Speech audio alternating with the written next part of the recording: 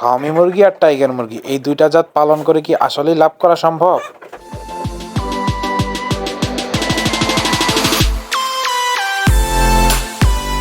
আসসালামু আলাইকুম, সবাই কেমন আছেন? আশা করি ভালো আছেন। অনেকে বলে ডিম কম, আবার কেউ বলে খরচ বেশি, কিন্তু বাস্তব সত্যটা জানলে আপনার ধারণাই বদলে যাবে। ফার্মি মুরগি কম খাবারে বাঁচে, রোগ কম হয় আর নিয়ম মেনে রাখলে সারা বছর ডিম দেয়। আর টাইগার মুরগি দেখতে সুন্দর, ওজন ভালো, বাজারে চাহিদাও বেশি। কিন্তু সমস্যা হয় এক জায়গায়, যদি খাবার, বয়স আর বাসস্থান ঠিক না রাখেন।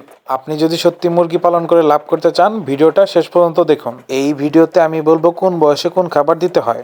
1 মাস পর্যন্ত স্টার্টার, 3 মাস পর্যন্ত গ্রোয়ার, তারপর থেকে লেয়ার ফিড। এই নিয়ম মানলেই মুরগি ভালো বাড়বে। নিয়মিত ডিম চাইলে ফার্মি মুরগি বেস্ট, কম খাবারে বেশি ডিম দেয়। আর দ্রুত লাভ করতে চাইলে টাইগার মুরগি বেস্ট, ওজন দ্রুত বাড়ে, বাজারে দাম ভালো। এখন বলুন, আপনি ডিম চান না দ্রুত টাকা? কমেন্টে লিখুন ফার্মি না টাইগার। ভিডিওটি ভালো লাগলে লাইক, কমেন্ট, শেয়ার এবং সাবস্ক্রাইব করতে ভুলবেন না।